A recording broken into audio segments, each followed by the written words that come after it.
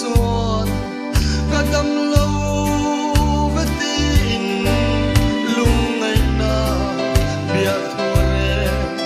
an soi ngai on lo chan dam thu thu lung wa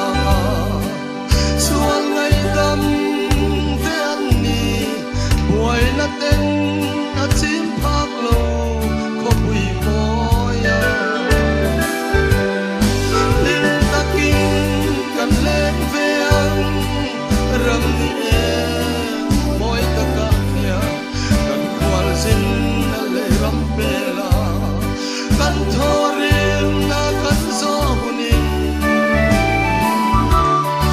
berang no mel liam no war ke sai de moi ne na la moi sa in kan noya wai la chum pia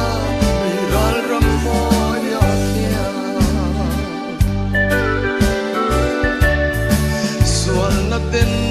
kha an zar